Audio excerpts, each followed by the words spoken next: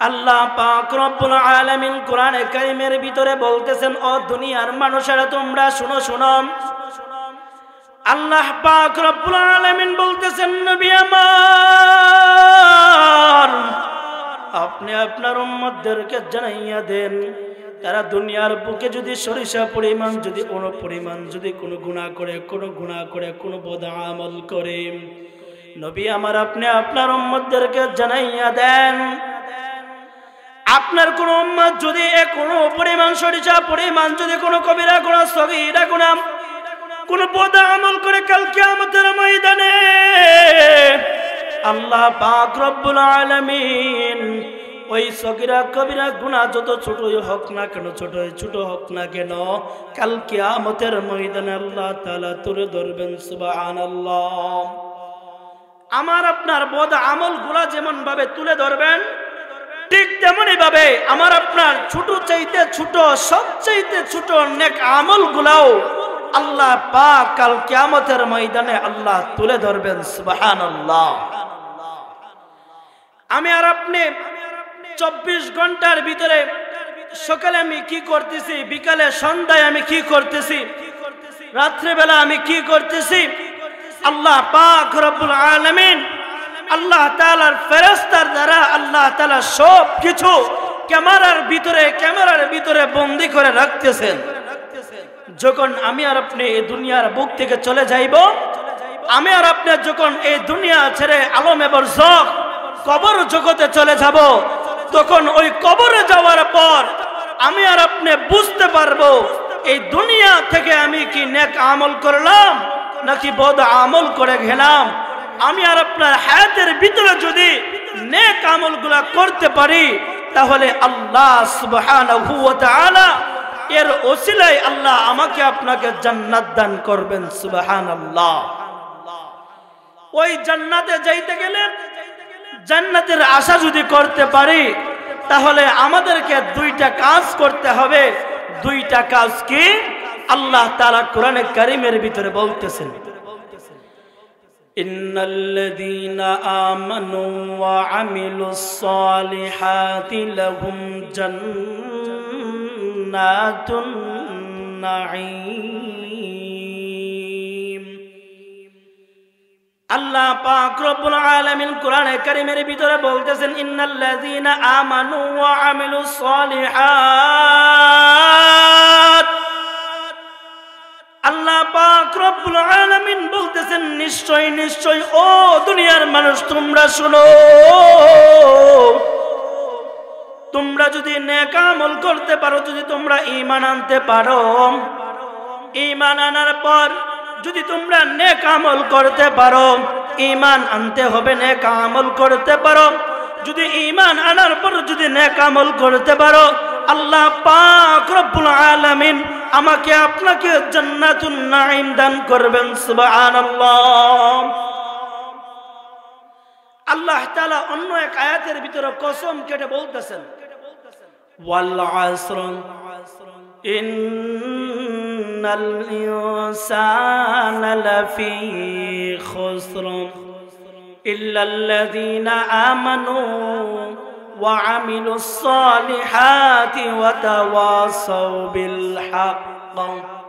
আল্লাহ তাআলা সময়ের কসম কেটে বলতেছেন, ওয়াল আসর, সময়ের কসম, ইন্নাল ইনসানা লাফি খুসর, নিশ্চয় মানুষ ক্ষতিগ্রস্ত, ইল্লাল্লাযীনা আমানু ওয়া আমিলুস সালিহাত, তারা ব্যতীত, কারা ব্যতীত? যারা ঈমান আনয়ন করবে, নেক আমল করবে, তারা ব্যতীত সকলেই ক্ষতিগ্রস্ত। নাউজুবিল্লাহ। ও দুনিয়ার মানুষ, আমি আর আপনি যদি আল্লাহ তাআলার তৈরি জান্নাতে যাইতে চাই, তাহলে আমাকে আপনাকে ঈমান আনার পর আমাকে আপনাকে নেক আমল করতে হবে। আমরা ঈমান আনয়ন করলাম কিন্তু নেক আমল করলাম না। আমি আপনি কালিমা পড়লাম, কিন্তু কালিমা পড়ার পর আমি আর আপনি হইলাম মুসলমান, আমি আর আপনি হইলাম ঈমানদার, কিন্তু কালিমা পড়িয়েই শুধু শেষ নয়, কালিমা পড়ার পর আমাকে ঈমান আনার পর আমাকে আমল করতে হবে। আমি যদি ঈমান আনার পর যদি আমল না করতে পারি, এই ঈমান আনার কারণে আমার কোনো ফায়দা হবে না। আমি ঈমান আনলাম, ঈমান আনার পর আমাকে ইন্নাল্লাযীনা আমানু ওয়া আমিলুস সালিহাত, আমাকে ঈমান আনার পর আমাকে নেক আমল করতে হবে। নেক আমল কি ভাই? আমাকে নামাজ পড়তে হবে। নামাজ পড়লেই শুধু শেষ নয়, আমাকে রমজান মাসে রোজা রাখতে হবে।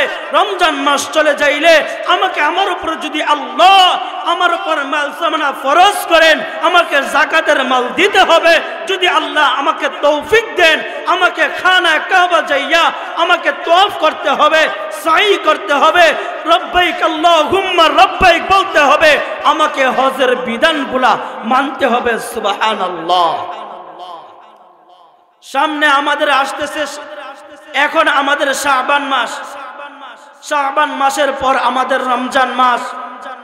এই রমজান মাসের আগে আমার আপনার নবী, হাবিবি নবী, মাহবুব নবী, আকা নবী, আশিক নবী, নবী মুহাম্মদুর রাসূলুল্লাহ সাল্লাল্লাহু আলাইহি ওয়াসাল্লাম সাহাবীদেরকে বলতেন, সাহাবায়ে কেরাম তোমরা শুনো, যদি তোমাদের সামনে যদি শাবান মাস চলে আসে, রজব মাস চলে আসে, তোমরা সর্বদাই আল্লাহর কাছে ফরিয়াদ করবা, আল্লাহুম্মা বারিক লানা ফি রজব ওয়া শাবান ওয়া রব্বে কাবা, আমাকে রজব এবং শাবান মাসে আমার বরকত দান ফরমান, আর রমজান পর্যন্ত আমার হায়াত বৃদ্ধি করিয়া দেন। সুবহানাল্লাহ।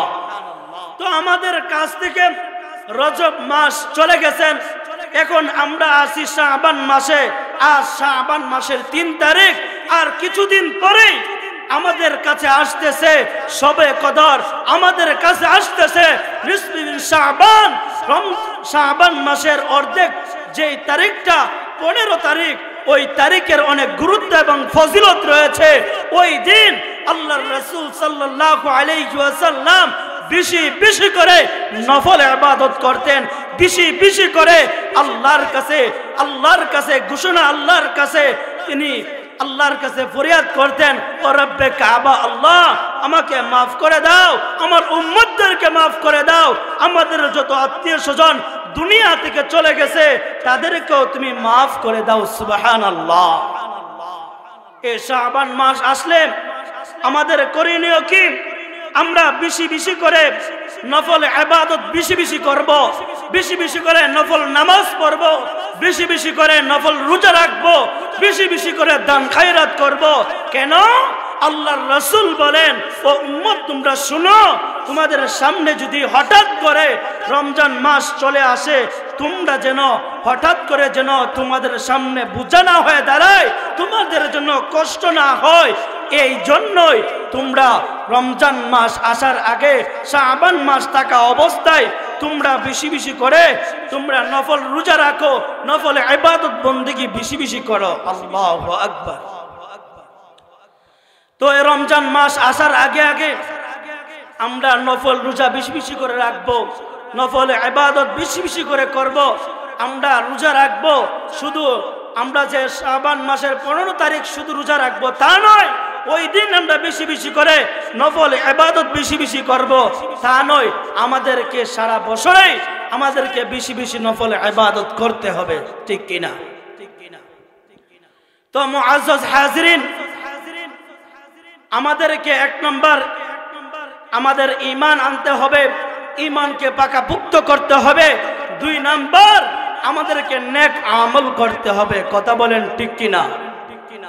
এই ঈমান আনার পর সাহাবায়ে কেরাম দ্বীনের জন্য, দ্বীনকে প্রতিষ্ঠিত করার জন্য, দ্বীন ইসলামের ঝান্ডাকে উদ্দীর্ণ করার জন্য, দ্বীন ইসলামের পতাকাকে আকাশের বুকে উড়ানোর জন্য, সারা বিশ্বে কালিমার পতাকা উড়ানোর জন্য সাহাবায়ে কেরাম তাদের নিজস্ব, তাদের নিজের জান পর্যন্ত এই কালিমার জন্য দিয়েছেন, দ্বীনের জন্য দিয়েছেন, হিকমতের জন্য দিয়েছেন, কোরআনের জন্য দিয়েছেন, ইসলামের জন্য দিয়েছেন। কথা বলেন ঠিক কিনা?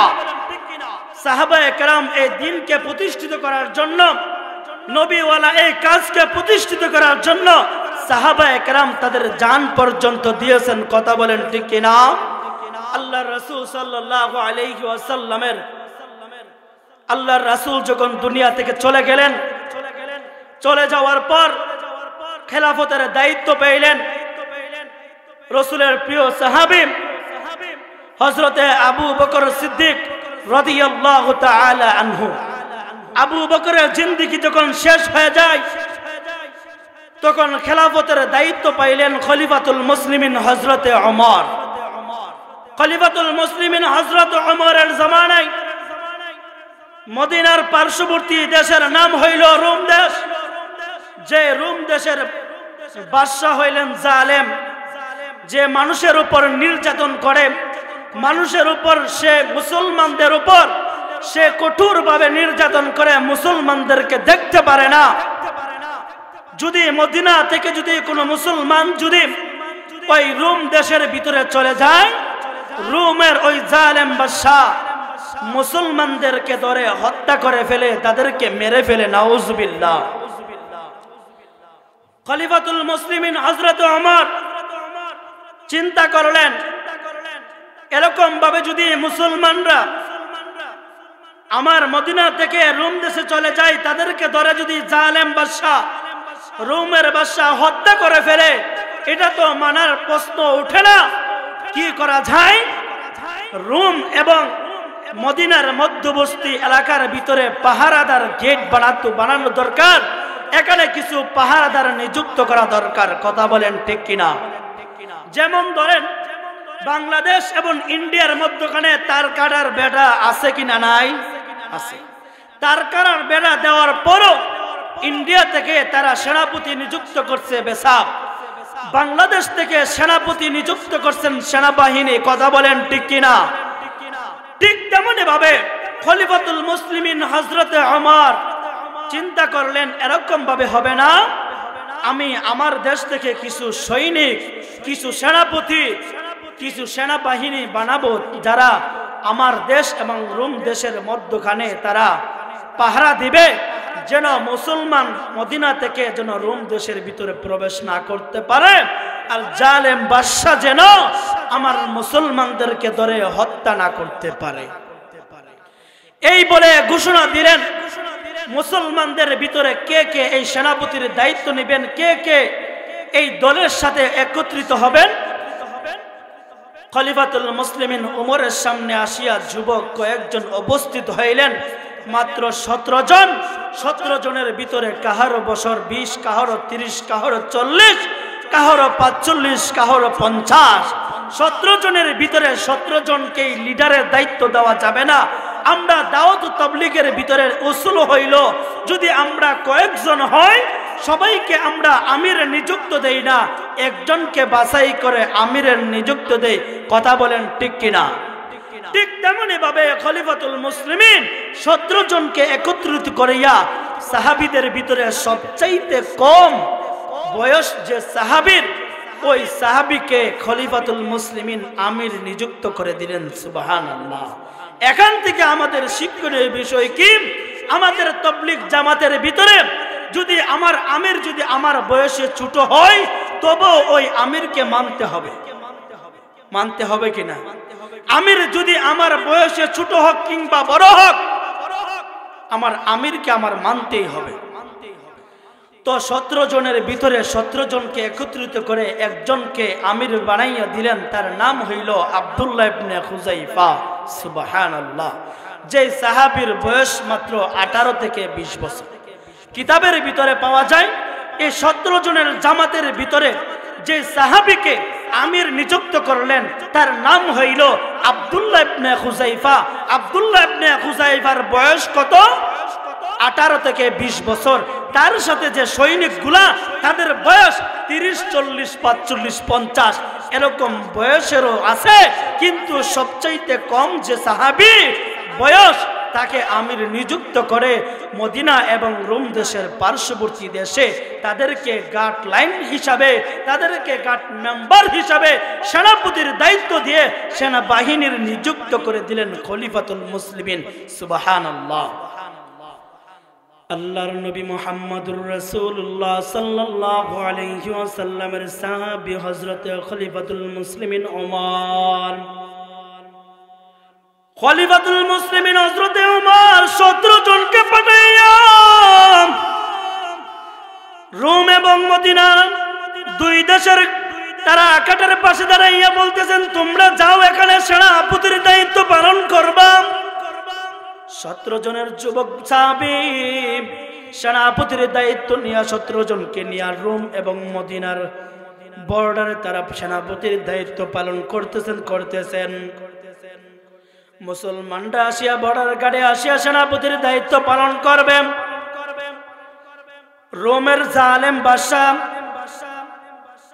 তার অধীনস্থের সেনাপতিদেরকে বলতেছেন, সেনাপতিরা তোমরা শুনো, মদিনার কিছু মুসলমান সেনাপতি আসিয়া আমার রোম এবং মদিনার মধ্যস্থল দেশের ভিতরে তারা সেনাপতির দায়িত্ব পালন করবে, গাইডলাইন হিসাবে তারা ব্যবহার করবে, তা আমি বরদাস্ত করতে পারি না।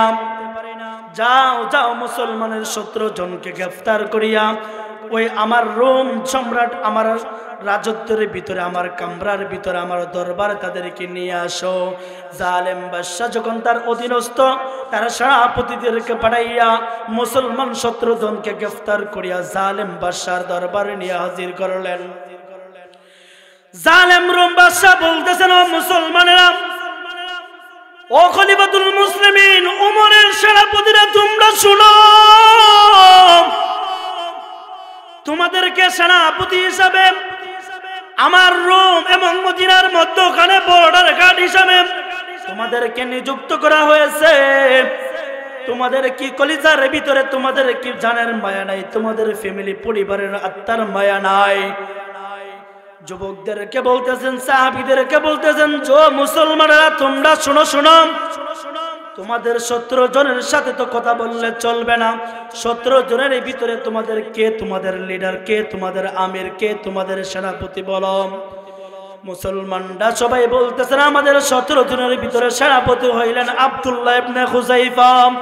যে আব্দুল্লাহ ইবনে খুযাইফা 17 জন মানুষ মুসলমানদের ভিতরে সবচাইতে কম, সবচাইতে অল্প বয়স। জালেম বাদশা বলতেছেন, ও মুসলমানেরা, তোমরা মুসলমান এত বেকুফ কেন, এত বেকল কেন, বেকুফ কেন, এত নাদান কেন, নাদান বলতেছেন? যুবক শুনো, রোমের ওই জালেম বাদশা বলতেছেন, ও মুসলমান, তোমাদের এত বয়স থাকা সত্ত্বেও তোমাদের সবচাইতে অল্প বয়স একজন যুবককে তোমাদের 17 জনের লিডার বানাইলা। তোমরা তো এখানে মুরব্বী ছিলা, বেশি বয়সের ছিলা, তোমরা কেন লিডার হও নাই? অল্প বয়সের একজন যুবক, তাকে তোমরা লিডার বানাইয়া সেনাপতির দায়িত্ব দিয়া তোমরা আসলা বর্ডার ঘাটে, তোমরা সেনাপতির দায়িত্ব পালন করার জন্য। জালেম বাদশা রোম সম্রাট 16 জনকে নিয়ে একটা জেলখানার ভিতরে আবদ্ধ করিয়া, জেলখানার ভিতরে বন্দী করিয়া রাখলেন। আব্দুল্লাহ ইবনে খুযাইফাকে বলতেছেন, ও মুসলমান, কথাগুলো একটু লক্ষ্য করে শুনবেন। দেখেন মুসলমানদের ঈমান রক্ষা করার জন্য কতটুকু কষ্ট করতে হয়েছে। আব্দুল্লাহ ইবনে খুযাইফাকে দাঁড় করাইয়া জালেম বাদশা বলতেছেন, ও আব্দুল্লাহ ইবনে খুযাইফা, 17 জনের সাথে কথা বলে তো আমার কোনো লাভ হবে না, একজনের সাথে কথা বলবো, যেহেতু তুমি আমের। জালেম বাদশা বলতেছেন, ও আব্দুল্লাহ ইবনে খুযাইফা, তোমাকে আমি কিছু প্রশ্ন করব, কিছু পরীক্ষা করব। যদি তুমি ওই পরীক্ষাগুলো তুমি উত্তীর্ণ হইতে পারো, পাস করতে পারো, তাহলে তোমাকে তোমার সহকারে 17 জনকে আমি ছেড়ে দেব। আর তুমি যদি আমার এই 5টা পরীক্ষার ভিতরে যদি তুমি ফেল করে পড়ো, তোমরা 17 জনকে কতল করে ফেলবো। আব্দুল্লাহ ইবনে খুযাইফা বলতেছেন, ও জালেম বাদশা, তুমি আমাকে কি প্রশ্ন করবা, কি পরীক্ষা করবা, তুমি করতে থাকো। আব্দুল্লাহ ইবনে খুযাইফা বলতেছেন, ও জালেম বাদশা, তুমি কি পরীক্ষা করবা, তুমি আমাকে পরীক্ষা করতে থাকো। জালেম বাদশাকে বলতেছেন, ও জালেম বাদশা, তুমি 5টা পুরস্কার, তোমরা 5টা পরীক্ষা করবা, কি পরীক্ষা করবা করো। আব্দুল্লাহ ইবনে খুযাইফা তা কিন্তু আব্দুল্লাহ ইবনে হুযাইফা চিন্তা ফিকির করতেছেন। কারণ জালেম বাদশা আব্দুল্লাহ ইবনে হুযাইফার ভিতরে আছে কালিমা। আব্দুল্লাহ ইবনে হুযাইফার ভিতরে কি আছে? আওয়াজ দেয়া বলেন। আব্দুল্লাহ ইবনে হুযাইফার ভিতরে আছে কালিমা। আব্দুল্লাহ ইবনে হুযাইফার ভিতরে আছে আল্লাহর ভয়। আব্দুল্লাহ ইবনে হুযাইফার ভিতরে আছে এক আল্লাহর ভয়। আব্দুল্লাহ ইবনে হুযাইফার ভিতরে আছে জাহান্নামের ভয়। আব্দুল্লাহ ইবনে হুযাইফার ভিতরে আছে জান্নাতে যাওয়ার আশা। আব্দুল্লাহ ইবনে হুযাইফার ভিতরে আছে ওই 16 জন মুসলমানদের বাঁচা যাওয়ার মুসলমানদের তার তামান্না।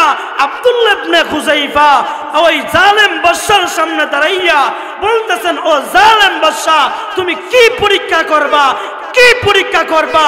তুমি আমাকে করতে থাকো, আমি তোমার পরীক্ষার জন্য আমি রেডি আছি। সুবহানাল্লাহ। আব্দুল্লাহ ইবনে হুযাইফা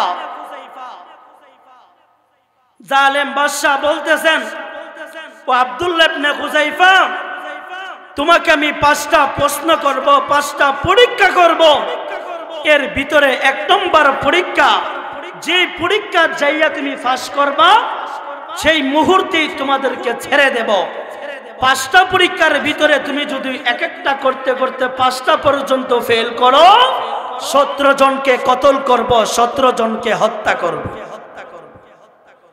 তখন জালেম বাদশা 1 নম্বর প্রশ্ন করতেছেন, 1 নম্বর পরীক্ষা।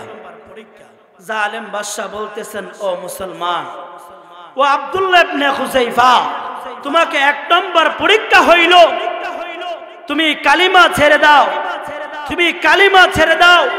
যে নবীর উপর তুমি ঈমান আনলা, যে আল্লাহর উপর তুমি বিশ্বাস করলা, যে জান্নাতের আশায় তুমি চলতেছো, যে কালিমা তুমি পড়লা, ওই কালিমাকে তুমি ভুলে যাও, ওই কালিমাকে তুমি ছেড়ে দাও, তুমি আমাদের মতন কাফের হয়ে যাও। নাউজুবিল্লাহ। যদি তুমি কালিমা ছেড়ে দাও, এক আল্লাহর ইবাদত ছেড়ে দাও, এক আল্লাহর দাসত্ব তুমি ছেড়ে দাও, এক আল্লাহর দাসত্ব যদি ছেড়ে দাও, তাহলে তোমাকে আমি 2টা পুরস্কার দেব। কয়টা পুরস্কার? কয়টা পুরস্কার? 2টা। তুমি যদি কালিমা ছেড়ে দাও তাহলে তোমাকে 2টা পুরস্কার করব। এর ভিতরে 1 নম্বর পুরস্কার হইল, আব্দুল্লাহ ইবনে হুযাইফা বলতেছেন, ও রোম সম্রাট জালেম বাদশা, আমি কোশনিল কালো কালিমা ছাড়তে পারবো না। যে কালিমা আমি একবার পড়লাম, যে কালিমা পড়ার কারণে আমি রাসূলের সান্নিধ্য পাইলাম, যে কালিমা পড়ার কারণে রাসূলের চেহারা মোবারক দেখতে পাইলাম, যে কালিমা পড়ার কারণে আমি সাহাবী অর্জন করতে পারলাম, যে কালিমা পড়ার কারণে আল্লাহর নবী আমার জন্য শাফায়াত করে জান্নাতে নিয়ে যাইবেন, যে কালিমা পড়ার কারণে আল্লাহর নবী আমাদেরকে, আল্লাহ তাআলা আমাদেরকে, আমাদের জন্য কোরআনে কারীমের ভিতরে বলতেছেন, রাদিয়াল্লাহু তাআলা আনহু, আল্লাহ তাআলা আমাদের উপর সন্তুষ্ট, আমরাও আল্লাহ তাআলার উপর সন্তুষ্ট। ও জালেম বাদশা, তুমি শুনো, শুনো, কালিমা ছাড়তে পারবো না, কালিমা ছাড়তে পারবো না। জালেম বাদশা বলতেছেন, ও আব্দুল্লাহ ইবনে হুযাইফা, তুমি যদি কালিমা ছেড়ে দাও তাহলে তোমাকে 2টা পুরস্কার দেব। 1 নম্বর হইল, আমার রোম সম্রাটের অর্ধেক রোম তোমার নামে আমি লিখিয়া দলিল করে দেব। 2 নম্বর তোমার পুরস্কার হইল, আমি রোমের বাদশা, আমার একটা কন্যা আছে, আমার একটা সুন্দর মেয়ে আছে, ওই সুন্দর কুমারী ওই মেয়েটাকে তোমার কাছে আমি বিবাহ দেব। আব্দুল্লাহ ইবনে হুযাইফা বলতেছেন, জালেম বাদশা, তুমি আমাকে রোম সম্রাট, তুমি অর্ধেকটা আমার নামে লিখিয়া দিবা। ও জালেম বাদশা, তুমি শুনো, শুনো, তুমি রোম সম্রাট কেন, আল্লাহর জমিন সারাটাও যদি আমার নামে তুমি লিপিবদ্ধ করিয়া দাও, তোমার মেয়ে একটা কেন, তোমার ওই রোম সম্রাটের সুন্দর যদি 1000 মেয়েও যদি আমার কাছে বিবাহ দিয়ে দাও, তবু আমি 1 সেকেন্ডের জন্য আমি কালিমা ছাড়তে পারবো না। সাহাবী আব্দুল্লাহ ইবনে হুযাইফাকে দেশ সম্পদ তার অর্থের লোভ দেখাইলো, নারীর লোভ দেখাইলো, তবু আব্দুল্লাহ ইবনে হুযাইফা কালিমা ছাড়ে নাই। আব্দুল্লাহ ইবনে খুযাইফা যখন 1 নম্বর পরীক্ষার মধ্যে পাস করলেন, আব্দুল্লাহ ইবনে খুযাইফার প্রশ্ন যখন জালেম বাদশা বুঝতেছে সে তো আর কালিমা ছাড়বে না, তাকে এরকম ভাবে গাফেল করা যাবে না, কি করা যায়? অধীনস্থ কিছু সেনাপতিকে বললেন, যাও আব্দুল্লাহকে নিয়ে জেলের ভিতরে বন্দী করে রাখো। জালেম বাদশা আসিয়া তার আবার সংসদে বসলেন। সংসদে বসার পর সবচাইতে বড় একটা চেয়ার, সেই চেয়ারটা খালি রাখলেন। কোথায় থেকে যেন অদৃশ্য থেকে একজন মানুষ আসিয়া ওই চেয়ারের মধ্যে বসলেন। ওই চেয়ারের মধ্যে যে বসলেন সে হইলেন ইবলিস শয়তান। ইবলিস শয়তান আসিয়া রোম সম্রাটের জালেম বাদশাকে পরামর্শ দিতেছেন, ও রোম সম্রাটের বাদশা, আব্দুল্লাহ ইবনে খুযাইফাকে এমনি এমনি তাকে ঈমান ধ্বংস করতে পারবে না। যদি আব্দুল্লাহ ইবনে খুযাইফার ঈমান ধ্বংস করতে চাও তাহলে আমার কাছ থেকে পরামর্শ নাও। পরামর্শ কি কে দিতেছেন? শয়তান। কে দিতেছেন? শয়তান। তখন ওই ইবলিস শয়তান পরামর্শ দিতেছেন, ও বাদশা, তাকে একটা ঘরের ভিতরে তাকে বন্দী করিয়া রাখেন, আর উলঙ্গ একটা যুবতী নারীকে ওই ঘরের ভিতরে ঢুকাইয়া দেন। বুঝছেন? আব্দুল্লাহ ইবনে খুযাইফাকে একটা ঘরের ভিতরে বন্দী করিয়া দেন, আর উলঙ্গ একটা যুবতী মেয়েকে ওই কামরার ভিতরে প্রবেশ করিয়া দেন। যুবক সে একটা আকৃষ্ট, একটা সুন্দর রমণী একটা মেয়েকে দেখলেই যুবক তার ওই মেয়ের দিকে দাপায়া পড়বে, তার দিকে আকৃষ্ট হয়ে যাবে, যার কারণে সে জিনার কাজে লিপ্ত হবে, জিনার কাজে আসক্ত হবে। ওই সাহাবী আব্দুল্লাহ ইবনে খুযাইফা জিনা করার কারণে সে ঈমান ধ্বংস হয়ে যাবে, তার ঈমান আর থাকবে না। নাউজুবিল্লাহ। ইবলিস শয়তান যেরকম ভাবে পরামর্শ দিলেন, ঠিক তেমনি ভাবে রোমের জালেম বাদশা আব্দুল্লাহ ইবনে খুযাইফাকে নিয়ে একটা ঘরের ভিতরে বন্দী করে একটা যুবতী মেয়েকে ওই ঘরের ভিতরে উলঙ্গ অবস্থায় ছেড়ে দিলেন। নাউজুবিল্লাহ। মুসলমান ভাইরা আমার, আল্লাহর নবী বিশ্ব নবী রাহমাতুল লিল আলামিনের সাহাবী আব্দুল্লাহ ইবনে খুযাইফাকে একটা কামরার ভিতরে, একটা রুমের ভিতরে নিয়ে যখন আবদ্ধ করে তালাযুক্ত করে দিলেন, রোমের জালেম বাদশা একটা যুবতী একটা নারীকে উলঙ্গ করিয়া ওই কামরার ভিতরে ঢুকাইয়া দিলেন। আব্দুল্লাহ ইবনে খুযাইফা ওই কামরার ভিতরে ঢুকার পর সে সাথে সাথে নামাজের ভিতরে দাঁড়াইয়া গেলেন।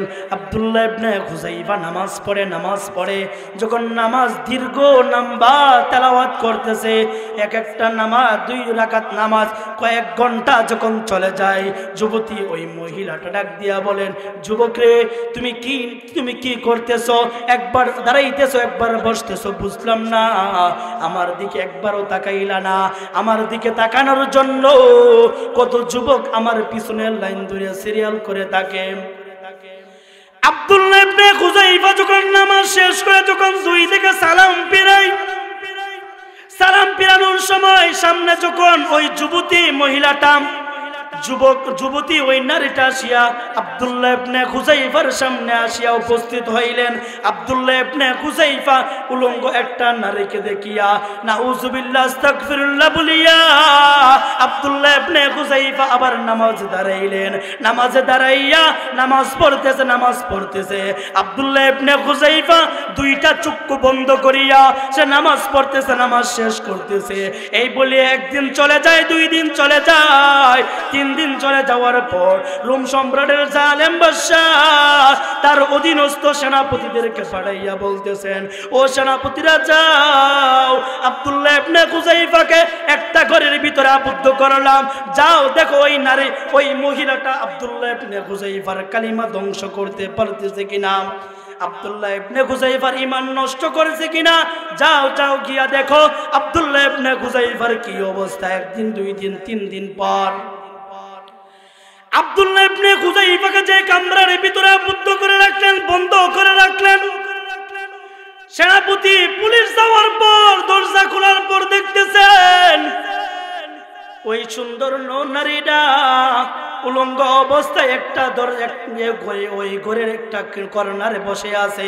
আব্দুল্লাহ ইবনে খুযাইফা চক্ষু বন্ধ, নামাজের ভিতরে লিপ্ত আছেন, নামাজ পড়তেছেন। সেনাপতি একটা কাপড় দিয়া যুবতী মহিলাকে বলতেছেন, তুমি বের হয়ে আসো, বের হয়ে আসো। ওই যুবতী নারীটাকে নিয়ে রোম সম্রাটের জালিম বাদশার সামনে নিয়ে হাজির করলেন। রোম সম্রাট বাদশা বলতেছেন, ও যুবতী নারী, তুমি একদিন নয় 2-3 দিন তুমি ওই আব্দুল্লাহ ইবনে খুযাইফার সামনে ছিলা, 3 দিন তুমি উলঙ্গ অবস্থায় একটা যুবকের সামনে ছিলা। ও নারী, তুমি বলো বলো, তুমি কি আব্দুল্লাহ ইবনে খুযাইফার সাথে জিনার কাজে তুমি লিপ্ত হইতে পারছো কিনা? তুমি 3 দিন থাকতে পারলা, আব্দুল্লাহ ইবনে খুযাইফার ঈমান তুমি ধ্বংস করতে পারছো কিনা? তখন ওই যুবতী নারীটা বললেন, ও জালেম বাদশা, তুমি আমাকে কোথায় পাঠাইলা? প্রথম দিন থেকে নিয়ে এই পর্যন্ত কাকে তুমি আমার কাছে পাঠাইলা? কার কাছে তুমি আমারে পাঠাইলা? সে শুধু নামাজের ভিতরে লিপ্ত থাকে, আমার দিকে একবারও তাকাই নাই, ভুলক্রমে একবার আমার দিকে তাকাইলো, তাকানোর পর যে সে চক্ষু বন্ধ করলো, এই পর্যন্ত ওই সাহাবীর চক্ষু খুলে নাই। আল্লাহু আকবার। আব্দুল্লাহ ইবনে খুযাইফার চক্ষু এখনো খুলে নাই, কিন্তু রোম সম্রাট বাদশা তুমি আমাকে কাফির হিসাবে, বেদিন হিসাবে তুমি আমাকে ওই কামরার ভিতরে ঢুকাইলাম, কিন্তু ওই মুসলমানদের চরিত্র এত পাক ও পবিত্র, এত সুন্দর চরিত্র, আমাকে উলঙ্গ অবস্থায় দেখার পরও ওই আব্দুল্লাহ ইবনে খুযাইফা আমার দিকে আকৃষ্ট হয় নাই, আমার দিকে দাপাইয়া পড়ে নাই, আমার বুঝতে আর বাকি রইল না ওই কালিমাওয়ালা ওই মুসলমান ইসলাম ধর্ম ভিতরে শান্তি রয়েছে। সুবহানাল্লাহ। ও জালিম বাদশা, তুমি শুনো, আমি ওই মুসলমানের কাছে থাকার কারণে, আব্দুল্লাহ ইবনে খুযাইফার কাছে 3 দিন থাকার কারণে আমার আর বুঝতে রাখ বাকি রইল না, ওই ইসলাম ধর্মের মতন পাক ও পবিত্র দুনিয়ায় আর কোন ধর্ম হইতে পারে না। ও জালেম বাদশা, তুমি শুনো, যার কারণে আমি কাফির ছিলাম, বেদুইন ছিলাম, আমি মুশরিক ছিলাম, আমি 3 দিন পরে এখন আসার সময় যুবক আব্দুল্লাহ ইবনে খুযাইফার কাছে কালিমা পড়ে মুসলমান হয়ে গেলাম। ওই খ্রিস্টান নারীকে পাঠাইছিল আব্দুল্লাহ ইবনে খুযাইফার কালিমা ধ্বংস করার জন্য, কিন্তু সে কালিমা ধ্বংস করবে দূরের কথা, সে কালিমা যুক্ত হয়ে পাক ও পবিত্র মুসলমান হয়ে ওই কামরা থেকে বাইরে হইলেন। সুবহানাল্লাহ। তাহলে আব্দুল্লাহ ইবনে খুযাইফাকে 2 নম্বর পরীক্ষা করলেন উলঙ্গ নারী দ্বারা। আমাদের সামনে যদি উলঙ্গ না, রাস্তা দিয়ে যদি কোনো বকাটের মেয়ে যদি কলেজে ভার্সিটিতে যায়, যদি এলাকার কোনো মেয়ে যদি রাস্তাঘাট দিয়ে সে মাদ্রাসায় যাক কিংবা স্কুলে ভার্সিটিতে যাক, যুবক তার পিছনে লেলিয়ে থাকে কি থাকে না? কিন্তু ওই মেয়েটা তো বুরকা পরা, ওই মেয়েটা তো কাপড় পরা, এখন মুসলমানের ঘরে মুসলমান হয়ে ওই মেয়েদের পিছনে লেলিয়ে থাকে। কিন্তু রসুলের জামানায় সাহাবীদের সামনে মেয়েদেরকে উলঙ্গ অবস্থায় ছেড়ে দিলেন, তবু তারা ঈমান ছাড়ে না, তাদের ঈমান মজবুত ছিল। তাদের ঈমান কি ছিল? একদিন আল্লাহর রাসূল সাল্লাল্লাহু আলাইহি ওয়াসাল্লাম চক্ষু দিয়ে পানি বাইর হইতেছে। আবু বকর প্রশ্ন করলেন, ইয়া রাসূলুল্লাহ, ইয়া হাবিবাল্লাহ, আপনি কাঁদতেছেন কেন? বলতেছেন যুবক সাহাবী, রাসূল সাহাবীদেরকে বলতেছেন, সাহাবীরা শুনো, আমার শেষ জামানার ভিতরে এখন তোমরা অল্প সংখ্যক কিছু মুসলমান গণা যাবে, তোমাদের ঈমান মজবুত, তোমরা ঈমানকে ধরে রাখতে পারতেছো, কিন্তু আমার শেষ জামানায় কিছু এরকম মুসলমান, এরকম কিছু ঈমানদার হবে, তারা সংখ্যা হবে বেশি, কিন্তু তাদের ঈমানে পাওয়ার থাকবে কম। কথা বলেন ঠিক কিনা? তোমরা অল্প সংখ্যক, তোমরা অল্প কিছু সংখ্যক মুসলমান, কিন্তু তোমরা অল্প হইলেও তোমাদের ঈমানে পাওয়ার অনেক বেশি, তোমাদের সামনে কালিমাকে নিয়ে কথা বলবে, তোমরা সাহাবী সহ্য করতে পারো না, কিন্তু শেষ জামানার ভিতরে লক্ষ লক্ষ মুসলমান হবে, লক্ষ লক্ষ ইমানদার হবে, তাদের সামনে কোরআন চালাবে, মুসলমান কথা বলবে না। কথা বলেন ঠিক কিনা? শেষ জামানার ভিতরে লক্ষ লক্ষ মুসলমান হবে, তাদের সামনে নবীকে নিয়ে গালি দিবে, কিন্তু লক্ষ লক্ষ মুসলমান তার প্রতিবাদ করবে না। কথা বলেন ঠিক কিনা? শেষ জামানার ভিতরে লক্ষ লক্ষ ইমানদার হবে, তাদের সামনে আল্লাহকে নিয়ে ব্যঙ্গ করবে, কিন্তু তারা ওই প্রতিবাদ করবে না। তারা লক্ষ লক্ষ ইমানদার হবে, কোটি কোটি মুসলমান হবে, তাদের সামনে মুসলমানদেরকে নির্যাতন করবে, মুসলমানদেরকে হত্যা করবে, মুসলমানদের সামনে অন্য কাফির বেঈমানেরা নির্যাতন করবে, কিন্তু মুসলমানদের পাওয়ার থাকবে একদম কম। যার কারণে আমার আখির জমানার আখির সময়ের যে ইমানদার হবে তাদেরকে নিয়ে বই হয়, তারা কি আমার ইমান আমার কালিমার ঝান্ডারকে তারা আকাশে তারা চড়ে রাখতে পারবে কিনা? কথা বলেন ঠিক কিনা? এখন মুসলমানদের সামনে নবীকে নিয়ে ব্যঙ্গ করা হয়, মুসলমান প্রতিবাদ করে না। মুসলমান প্রতিবাদ করবে দূরের কথা, এক দল যদি প্রতিবাদ করে, ভিন্ন মুসলমান আরেক দল আসিয়া তাদেরকে নিয়ে সমালোচনা করে। আজ যদি আওয়ামী লীগ যদি নবীর পক্ষ হইয়া যদি বিএনপির দিকে দেয়, যদি এক পক্ষ যদি নবীর বিরুদ্ধে যারা স্লোগান দিল তাদেরকে থামানোর জন্য, এক পক্ষ যদি তাদের বিরুদ্ধে সমালোচনা করে, এক পক্ষ যদি তাদের পক্ষ হইয়া যদি মিছিল মিটিং করে, অন্য মুসলমান ভাই তাদেরকে নিয়ে সমালোচনা করে। কথা বলেন ঠিক কিনা? মুসলমান তো এরকম হয়ে গেছে, মুসলমান আমরা আজ স্লোগান দিতেছি, আল কোরআনের আলো ঘরে ঘরে ঝালো। কথা বলেন ঠিক কিনা? আল কোরআনের আলো, আল কোরআনের আলো আপনি ঘরে ঘরে জ্বালাবেন, কিন্তু যে ঘরের ভিতরে আপনার নাস্তিকতাবাদ থাকবে, আপনি ঘরের ভিতরে আপনি কোরআন জ্বালাইবেন, আপনি কোরআনের আলো আপনি বজাই করবেন, কিন্তু ওই কালিবার জন্য সাহাবায়ে কেরাম ঈমান দিয়েছেন। কথা বলেন ঠিক কিনা? তো রাসূলের সাহাবী আব্দুল্লাহ ইবনে হুযাইফা 2 নম্বর পরীক্ষা দিলেন। কি 2 নম্বর পরীক্ষা দিলেন? যে একটা উলঙ্গ মেয়েকে একটা ঘরের ভিতরে সাহাবীকে দিয়া উলঙ্গ অবস্থায় একদিন নয়, 2 দিন নয়, 3 দিন ওই ঘরের ভিতরে বন্দী করিয়া রাখলেন। তবু ওই সাহাবী কালিমা ছাড়ে নাই, ওই সাহাবী কালিমা থেকে পিছপা হয় নাই, কালিমা থেকে কোনোদিন সে কালিমাকে অস্বীকার করে নাই, ওই যুবতী নারীর দিকে সে আকৃষ্ট হয়ে যায় নাই। কথা বলেন ঠিক কিনা? তো আব্দুল্লাহ ইবনে হুযাইফা যখন 3 নম্বর পরীক্ষার মধ্যে উত্তীর্ণ হইবেন, কিরকম ভাবে? আব্দুল্লাহ ইবনে হুযাইফা 3 নম্বর পরীক্ষার জন্য একটা জেলখানার ভিতরে বন্দী করে রাখলেন। আর ওই শয়তান জালেম বাদশা আবার তার সংসদে আসিয়া উপস্থিত হইলেন। সংসদে যখন উপস্থিত হইলেন, ওই বড় চেয়ারের মধ্যে কে বসে আছেন? আওয়াজ দিয়ে বলেন। ওই বড় চেয়ারের মধ্যে কে বসে আছেন? একটু আওয়াজ দিয়ে বলেন। শয়তান।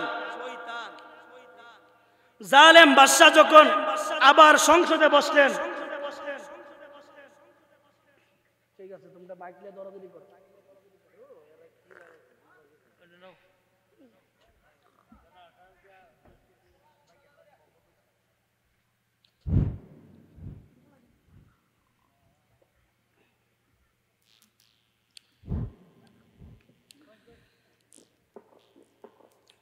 জালেম বাদশা আবার যখন সংসদে বসলেন, বড় চেয়ারের মধ্যে বসে আছেন কে? শয়তান। বড় চেয়ারের মধ্যে বসে আছেন কে? শয়তান। তো বড় চেয়ারের ভিতরে বসে আবার ওই রুম জালেম বাদশাকে আবার সে একবার পরামর্শ দিতেছেন, জালেম বাদশা এখন যেহেতু হয় নাই, 3 নম্বর পরীক্ষা করেন, আব্দুল্লাহ ইবনে হুযাইফাকে একটা ঘরের ভিতরে বন্দি করে রাখেন, আপনি তাকে খানা দিবেন না, একদিন 2 দিন 3 দিন 4 দিন চলে যাবে, 1 সপ্তাহ চলে যাবে, সে যখন ক্ষুধার জ্বালায় সে কাতরাতে থাকবে, চিল্লি করতে থাকবে, তখন তার সামনে আপনি শুকুরের গোশত আর মদ নিয়ে হাজির করবেন। নাউজুবিল্লাহ। শুকুরের গোশত মুসলমানদের জন্য খাওয়া কি? আওয়াজ দেয়া বলেন, শুকুরের গোশত মুসলমানদের জন্য খাওয়া কি? হারাম। মদ খাওয়া মুসলমানদের জন্য কি? মুসলমান ওই মদ শরাব পান করে কি করে না? আওয়াজ দেয়া বলেন, মুসলমান ওই শুকুরের গোশত খায় না, কিন্তু মদ পাইলে সারে। আমরা বাঙালি তো এরকম বাঙালি, আমরা দুধ বিক্রি করে মদ খাই। কথা বলেন ঠিক কিনা? আমরা এরকম বাঙালি, আমরা দুধ বিক্রি করে মদ খাই, ঠিক নেই? তো শয়তান তার বাদশাকে পরামর্শ দিতেছেন, বাদশা তাকে ঘরে আবদ্ধ করে রাখেন, 1 সপ্তাহ 10 দিন চলে গেলে পেটের বুকে সে খানা চাইবে, আপনি তার সামনে নিয়ে শুকুরের গোশত আর মদ নিয়ে উপস্থিত করবেন, সে ক্ষুধার জ্বালায় সে এই হারাম গুলাই সে খাইতে থাকবে। নাউজুবিল্লাহ।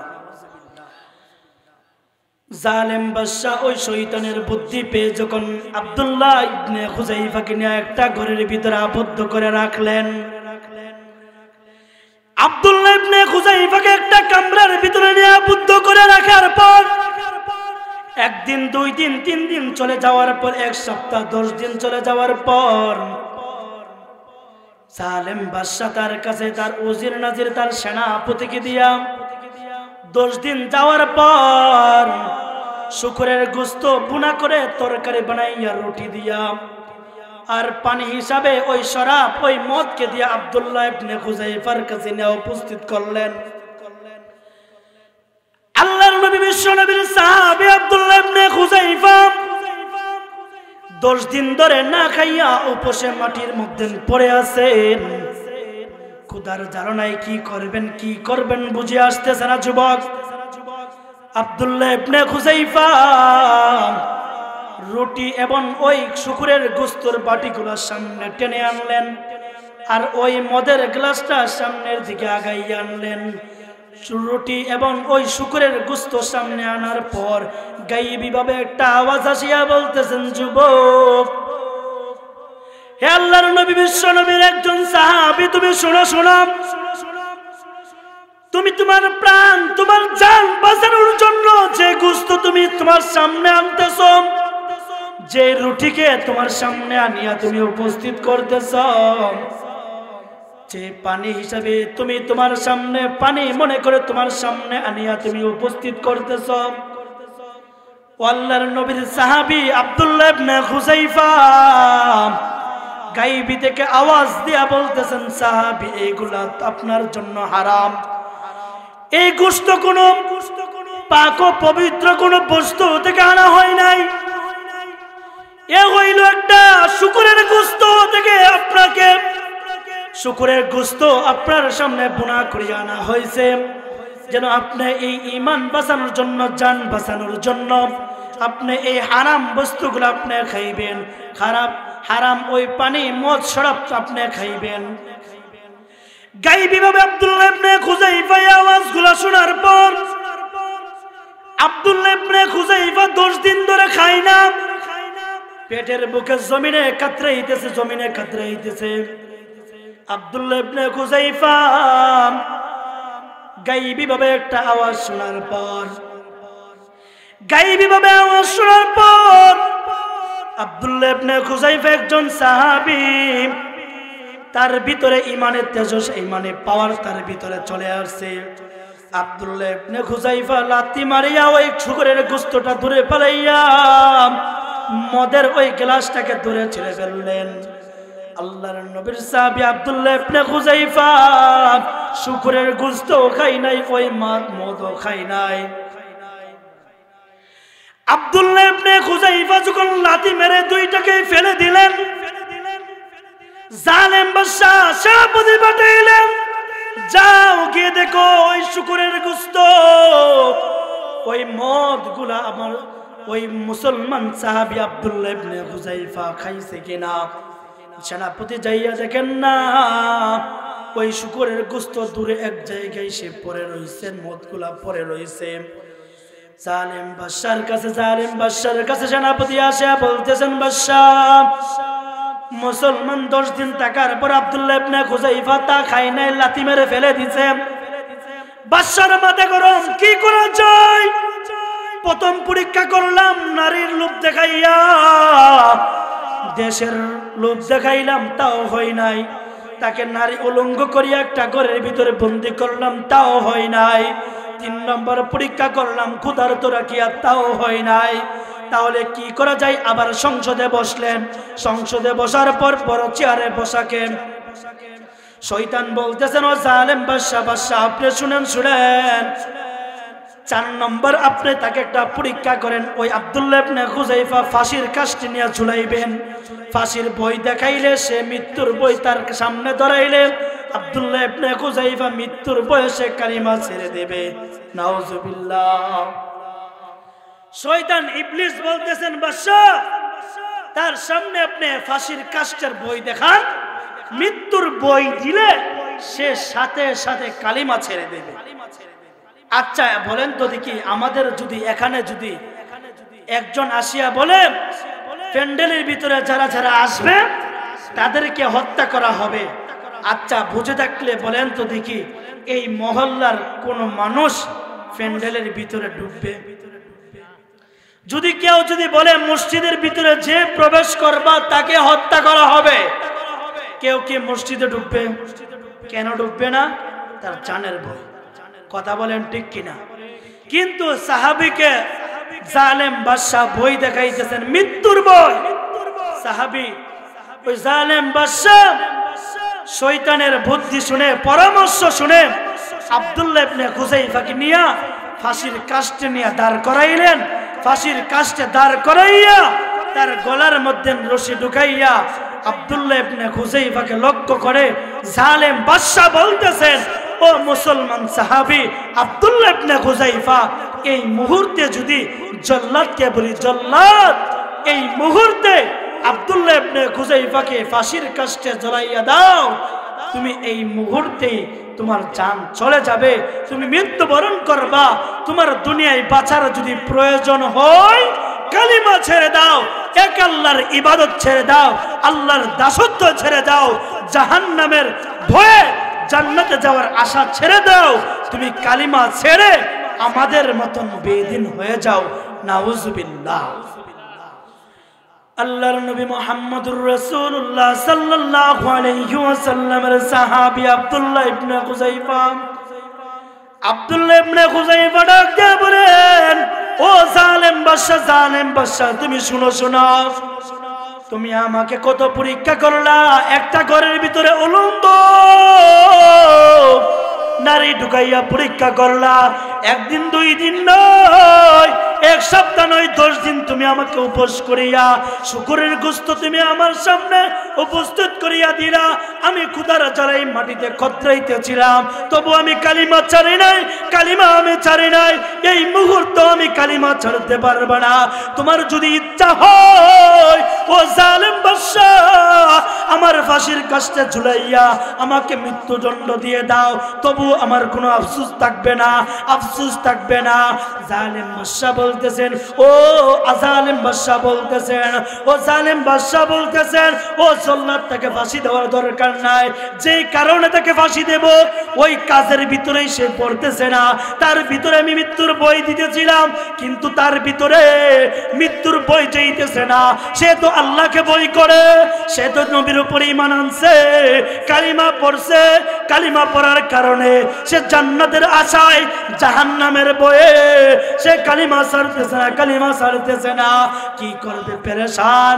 আব্দুল্লাহ ইবনে হুযায়ফাকে ফাঁসির কাষ্ঠে থেকে নামাইয়া আবার জেলখানার ভিতরে বন্দী করে রাখলেন। বাদশার মাথা গরম, 1-2টা নয়, 4টা পরীক্ষা করলাম, 4টা পরীক্ষার ভিতরে মুসলমান উত্তীর্ণ হয়ে গেছে, সে পাস করে ফেললো। আর আর মাত্র একটা পরীক্ষা। এই পরীক্ষার ভিতরে যদি আব্দুল্লাহ পাস করে ফেলে, আব্দুল্লাহ যদি উত্তীর্ণ করতে পারে, তাহলে 17 জনকে ছেড়ে দিতে হবে। আমি জালেম বাদশাহ, আমি রোমের বাদশাহ, মুসলমানদের কাছে মাথা নত করতে হবে।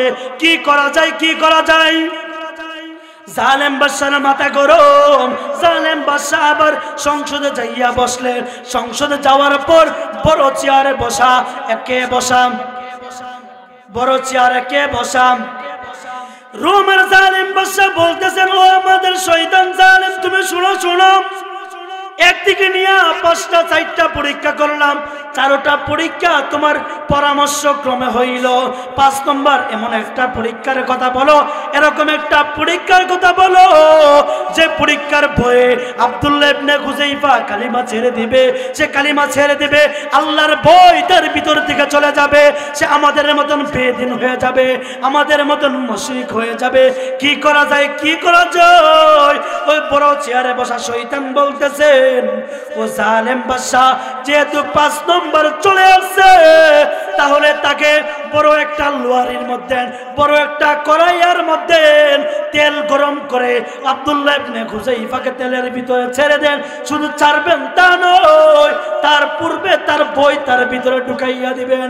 আব্দুল্লাহ ইবনে হুযাইফাকে ওই শয়তান ইবলিসের কথা অনুযায়ী আব্দুল্লাহ ইবনে হুযাইফা জল্লাদকে বলতেছেন, জল্লাদ যাও যাও, বড় একটা লোহারির মধ্যে তুমি তেল গরম করতে থাকো।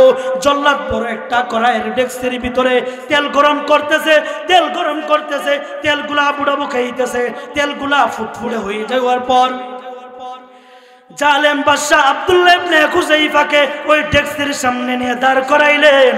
দাঁড় করাইয়া বলতেছেন, ও আব্দুল্লাহ ইবনে হুযাইফা, তুমি শুনো শুনো, এই মুহূর্তেই যদি তুমি কালিমা না ছাড়ো, এই মুহূর্তে যদি কালিমা না ছাড়ো, তাহলে তোমাকে এই মুহূর্তে ওই উত্তপ্ত গরম তেলের ভিতরে তোমাকে ছেড়ে দেওয়া হবে।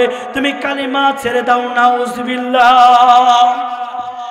আব্দুল্লাহ ইবনে হুযাইফাকে এই কথা বলার পর আব্দুল্লাহ ইবনে হুযাইফা বলতেছেন, ও জালেম বাদশা, একটা নয়, দুইটা নয়, 4টা পরীক্ষা করলা, তবু তোমার আন্দাজ হয় নাই মুসলমানদের ইমানের পাওয়ার কতটুকু। সুবহানাল্লাহ। তখন আব্দুল্লাহ ইবনে হুযাইফা জল্লাদকে বললেন, জল্লাদ, জেলখানার ভিতর থেকে আরেকটা আসামিকে নিয়ে আসো, তাকে আব্দুল্লাহ ইবনে হুযাইফার সামনে তেলের ভিতরে ছেড়ে দাও। জল্লাদ জেলের ভিতর থেকে আরেকজন জেলখোরকে আনিয়া, ওই জেল আযুক্ত ব্যক্তিকে আনিয়া আব্দুল্লাহ ইবনে হুযাইফার সামনে গরম তেলের ভিতরে ছেড়ে দিলেন। মুহূর্তের ভিতরে ওই মানুষটা তেলের ভিতরে ছাড়ার সাথে সাথে তার শরীরের গোশত, মাংস, হাড্ডিগুলা খের কুটার মতন উপরে ভাসতেছে। নাউযুবিল্লাহ। আব্দুল্লাহ ইবনে হুযাইফা এই দৃশ্য দেখে তার চোখ থেকে পানি পড়তেছেন। আল্লাহু আকবার। আব্দুল্লাহ ইবনে হুযাইফা এই দৃশ্য দেখার পর তার চক্ষু দিয়ে পানি বাড়ি হইতেছে। জালেম বাদশা আব্দুল্লাহ ইবনে হুযাইফার চোখের পানি দেখে বুঝতে পারলেন, মনে হয় কাজ হয়েছে, মনে হয় কি হয়েছে, তার ভিতরে বই চলে আসছে, সে কালিমা ছেড়ে দিবে। তখন আব্দুল্লাহ ইবনে হুযাইফাকে বলে, ও আব্দুল্লাহ ইবনে হুযাইফা, মনে হয় তোমার দুনিয়াতে বাঁচার কিছু আশা তোমার ভিতরে আছে, যার কারণে তোমার চক্ষু দিয়ে পানি বের হইতেছে, কালিমা ছেড়ে দাও, আমাদের ধর্মে চলে আও। তখন আব্দুল্লাহ ইবনে হুযাইফা জালেম বাদশাকে উদ্দেশ্য করে বলতেছেন, ও জালেম বাদশা। আব্দুল্লাহ ইবনে হুযাইফা এখন জালেম বাদশাকে লক্ষ্য করে বলেন, ও জালেম বাদশা, ও রোম সম্রাট জালেম বাদশা, তুমি শুনো শুনো, আমি কোন কারণে আমি আমার চক্ষু দিয়ে পানি বাইর হইতেছে, তুমি শুনো শুনো। ও জালেম বাদশা, তুমি শুনো, আমার চক্ষু দিয়ে পানি হওয়ার বাইর হওয়ার একটাই কারণ, একটাই কারণ, আমার আল্লাহ যদি আমাকে একটা হায়াত না দিয়া, যদি শত শত হায়াত আমাকে আল্লাহ দিতেন, আমাকে যদি আল্লাহ একটা জীবন না দিয়া হাজার হাজার জীবন যদি আল্লাহ আমাকে দিতেন, আল্লাহ যদি আমাকে একটা জীবন না দিয়া হাজার হাজার জীবন যদি আল্লাহ আমাকে দিতেন, তাহলে আমি আব্দুল্লাহ ইবনে হুযায়ফা ওই হাজার হাজার জীবন, হাজার হাজার হায়াত আমি ইসলামের জন্য এরকম ভাবে কুরবানি হইতে পারতাম। সুবহানাল্লাহ। ও জালিম বাদশা, তুমি শোনো, আমার আফসোস হইতেছে, আমি একটা জান মাত্র ইসলামের জন্য কুরবানি দিতেছি। আমার আফসোস হইল, আমার একটা জান মাত্র, আমার একটা দেহ মাত্র ইসলামের জন্য কুরবানি দিতেছি। আমার আল্লাহ যদি আমাকে হাজারো কোটি কোটি জান দিতেন, তাহলে ইসলামের জন্য আমি হাজারো হাজার কোটি কোটি জান আমি ইসলামের জন্য কুরবানি দিতাম। তখন জালিম বাদশার ভিতরে চলে আসলো যে না, তাকে আর পরীক্ষা করে কোন কাজে আসবে। তো মুসলমানদের পরীক্ষা এক এক করে 5টা পরীক্ষা কি সহজ না কঠিন? কথা বলেন। মুসলমানদেরকে আব্দুল্লাহ ইবনে হুযায়ফাকে যে 5টা পরীক্ষা করলেন, 5টা পরীক্ষা সহজ না কঠিন? আমাদেরকে যদি অর্থের সম্পদের লোভ দেখায়, আমরা তো লোভ দেখানো লাগবে না। আজ ক্ষেতের মধ্যে কাজ করতে যাইয়া জোহরের রক্ত মিস, আসরের নামাজ আমার মিস, তা আমার এশারের নামাজ মিস, দোকান দিতে যাইয়া, ব্যবসার কাজ করতে যাইয়া মাগরিব এশা ফজর জোহর আসর চলে যাইতেছে। আমার আপনার অর্থের জন্য আমার সব কিছু চলে যাইতেছে। সাহাবীদেরকে কত পরীক্ষা করার পরও তারা ঈমান ছাড়ে নাই। তো সাহাবী কালিমা ছাড়ে নাই, ঈমান ছাড়ে নাই, ঈমানের উপর ইস্তেকামত থাকলেন, যার কারণে তাদের 17 জনকে আবার আব্দুল্লাহ ইবনে হুযায়ফা সহ জালেম বাদশা, রোম সম্রাটের বাদশা 17 জনকে একত্রিত করিয়া আব্দুল্লাহ ইবনে হুযায়ফার হাতে কালিমা পড়ে, আব্দুল্লাহ ইবনে হুযায়ফার হাতে চুমু দিয়া কালিমা পড়ে মুসলমান 17 জনকে আবার রোম সম্রাট থেকে তাদেরকে মদিনা শরীফে পাঠাইয়া দিলেন। সুবহানাল্লাহ।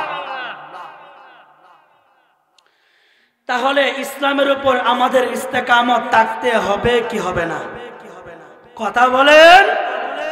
আজ তো আপনি আপনার সন্তানকে ব্রাকে দিতেছেন, মক্তবে পাঠাইবেন, সে কালিমা শিখবে, মক্তবে পাঠাইবেন, সে দুরূদ শরীফ শিখবে, মক্তবে পাঠাইবেন, সে নামাজ শিখবে, কিভাবে উযু করতে হয় তা আপনি শিক্ষা দেওয়ার জন্য সকালে মক্তবে পাঠাইবেন।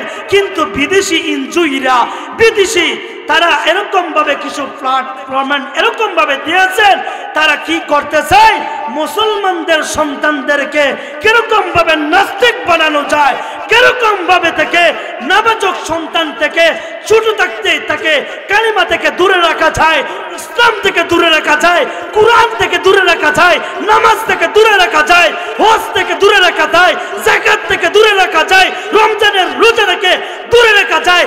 এই শিক্ষা থেকে মুসলমানের বাচ্চাকে কেমন ভাবে ইসলামের শিক্ষা থেকে দূরে রাখা যায়, তাহলে এই শিক্ষার জন্য দেখবেন বিদেশি কিছু এনজয়, কিছু নাস্তিকের বেঈমানেরা, ইহুদিয়ান নাস্তিকেরা মুসলমানদের জন্য সকালের মক্তব বন্ধ করে দিয়েছে। কথা বলেন ঠিক কিনা? সকালে আপনার সন্তানকে মক্তবে পাঠাইবেন, ওই সময় বিদেশি এনজয়রা সকালে তারা ব্রাক নামক কি যে স্কুল খুলছেন কি খুলছেন না, সকালে ব্রাকে যাওয়ার জন্য সন্তানকে মক্তবে পাঠাই না, সকালে কিজিতে পাঠানোর জন্য সন্তানকে মক্তবে পাঠাই না, সকালে স্কুলের প্রাইভেটে পাঠানোর জন্য সন্তানকে মক্তবে পাঠান না। আপনি আপনার সন্তানকে ব্রাকে নিতেছেন, আপনার সন্তানকে কিজিতে পাঠাইতেছেন, আপনার সন্তানকে আপনি স্কুলের প্রাইভেট পড়ানোর জন্য সকালে আপনি প্রাইভেট পড়ানোর জন্য দিতেছেন। ও হেজাতি মুসলমান, ও ইমানদার, তুমি শুনে রাখবা, ভবিষ্যৎবাণী একটা বলে যায়, আজ থেকে 10 থেকে 20 বছর পর মুসলমান সন্তান পাবে ঠিক, কিন্তু ঈমানওয়ালা মুসলমান পাইবে না। আপনি মুসলমান সন্তান পাইবেন, কিন্তু নামাজিওয়ালা মুসলমান পাইবে না। আপনি ঈমানদার মুসলমান পাইবা ঠিক, কিন্তু রমজান মাসে রোজা রাখনেওয়ালা মুসলমান পাইবা না। এর কারণ কি? এর একটাই কারণ, আপনি সন্তানকে ব্রাকে দিতেছেন, আপনার সন্তানকে কিসে দিতেছেন সকালের মক্তব বন্ধ করে। আর আপনি যদি আপনার সন্তানকে যদি গাজীরগাঁও দারুল কোরআন হাফিজি মাদ্রাসা এরকম কওমি মাদ্রাসার ভিতরে আপনার সন্তানকে 1 থেকে 5 বছর যদি নুরানিতে পড়ান, আর নুরানিতে পড়ার পর সে কালিমা শিখবে, নামাজ শিখবে, হজ শিখবে, যাকাত শিখবে, নামাজ শিখবে, তাহাজ্জুদ শিখবে, ওযু শিখবে, তায়াম্মুম শিখবে, এইগুলো শেখার পর আপনার সন্তান যখন উপযুক্ত হয়ে যাবে, আপনার সন্তানকে স্কুলে দেন, আপনার সন্তানকে ভার্সিটিতে দেন, আপনার সন্তানকে আপনি কলেজে দেন, কোনো আপত্তি নাই। ওই সন্তান কোনোদিন নামাজ ছাড়বে না, ওই সন্তান কোনোদিন রোজা ছাড়বে না, ওই সন্তান কোনোদিন মানুষের মাল আত্মসাৎ করবে না, কোনোদিন নাস্তিক হবে না, কোনোদিন কাফির বেঈমানের মতন কথা বলবে না, কোনোদিন বলবে না আল্লাহ বলতে কোনো কিছু নয়। এই শিক্ষাগুলো যদি দিতে চান তাহলে মাদ্রাসায় পাঠান, বক্তব্যে পাঠান, বক্তব্যে যাওয়া বন্ধ করবেন, মাদ্রাসায় যাওয়া বন্ধ করবেন। মনে রাখবেন ওহে জাতি মুসলমান, ওহে জাতি মুসলমান, শুনে রাখবা আপনার ওই সন্তান 10 থেকে 20 বছর যাওয়ার পর আল্লাহকে চিনবে না, কালিমা চিনবে না, রোজা চিনবে না, রমজান মাস আসলে রোজা রাখবে না, সে দিনকে দিন মদ খাবে, দিনকে দিন ইয়াবার সাথে সংযুক্ত হবে। কথা বলেন ঠিক কিনা? তাহলে আমাদের সন্তানদেরকে সকালবেলায় মক্তবে পাঠাবো তো ইনশাআল্লাহ। আপনার সন্তানকে ব্রাকে পড়াইবেন, আপনার সন্তানকে কেজিতে পড়াইবেন, আপনার সন্তানকে আমরা ইনজুয়ের শিক্ষার ভিতরে পাঠাইবেন, ওই সন্তানকে তারা নাস্তিক বানাবে। তাহলে আমরা সকলে চেষ্টা করব আমার সন্তানকে মাদ্রাসায় অল্প পড়ান, নুরানিতে ভর্তি করেন। 1-2 বছর পড়বে, সে নামাজ শিখবে, কালিমা শিখবে, ওযু কিভাবে করতে হয় এইগুলা শিখবে। শিখার পর আপনার সন্তানকে আপনি স্কুলে পাঠান, আপনার সন্তান নাস্তিক হবে। দেখেন আপনারা যারা বয়স্ক হয়েছেন, অনেককে যদি দাঁড় করায় বলা হয় বাবা আপনি আত্তাহিয়াত পড়েন, বলতে পারবেন? এখন সন্তানকে আপনি সকালবেলায় কেজিতে পড়াইতেছেন, ইনজুয়ের শিক্ষা দেওয়ার জন্য পড়াইতেছেন, স্কুলের প্রাইভেট পড়ানোর জন্য ফজরের পর পড়াইতেছেন। ওই সন্তান 10 বছর, 20 বছর, 30 বছর যাওয়ার পর সে বুঝবে, সে আফসোস করবে। ও জাতি মুসলমান শুনে রাখো, সে আফসোস করবে আমার বাবা আমার মা যদি ছোটবেলায় মক্তবে পাঠাইতো, নামাজ শিখতে পারতাম, কালিমা শিখতে পারতাম, ওযু কিভাবে করতে হয় তা শিখতে পারতাম। কিন্তু সে তো ওই সময় আফসোস করবে না, সে ওই সময় নাস্তিকদের মতন কথা বলবে। আমি যদি আল্লাহ বলতে কিছু নাই, আল্লাহ দেখা যায় না, আল্লাহকে দেখা যায়, আল্লাহকে দেখা যায় কিন্তু আমরা বিশ্বাস করি তো। মৃত্যুর পর আবার আমরা কিয়ামতের ময়দানে দাঁড় হইব, বিশ্বাস করি তো। নবীকে পাইলাম না, নবীকে আমরা বিশ্বাস করি তো। কিন্তু আপনার সন্তান ইনজুইতে স্কুলে কলেজে আপনার সন্তানকে আপনি ব্রাকে পাঠাইবেন, কেজিতে পাঠাইবেন, ওই প্রাইভেট পড়ানোর জন্য পড়াইবেন, ওই সন্তান একই কথা বলবে আল্লাহ বলতে কিছু নাই, সুতরাং আল্লাহ মানি না। নাউজুবিল্লাহ। তাহলে আমার সন্তান আপনার সন্তানকে সকালে মক্তবে পাঠাইবেন তো ইনশাআল্লাহ? মক্তব বন্ধ করা যাবে?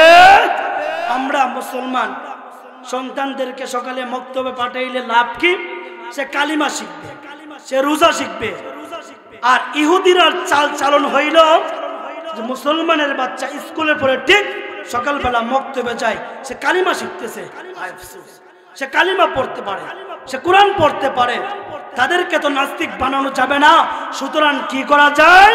ফজরের পর থেকে ওই ছোট ছোট বাচ্চাদেরকে কেজিতে ভর্তি করতে হবে। ঠিক নেই? তাহলে যাদের সন্তান হয়েছে, যাদের সন্তান হবে, যাদের সন্তান ছোট ছোট আছে 5, 6, 7 বছরের, তাদেরকে কেজিতে নয় মক্তবে, কেজিতে নয় কোথায়? ব্রাকে নয় মক্তবে, ব্রাকে নয় কোথায় পাঠাইবেন? সন্তানকে আপনি মাদ্রাসায় পড়াইয়া ছোটবেলায় 1-2 বছর পড়ানোর পর আপনার সন্তানকে আপনি স্কুলে দেন, কলেজে দেন, আপনার সন্তান নাস্তিক হবে?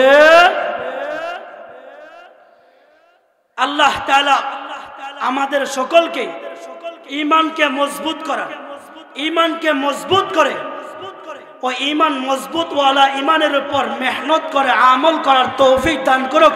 সকলে বলেন আমিন আমিন। সুবহানাল্লাহি ওয়া বিহামদিহি সুবহানাল্লাহিল আযীম সুবহানাল্লাহি ওয়া বিহামদিহি সুবহানাল্লাহিল আযীম।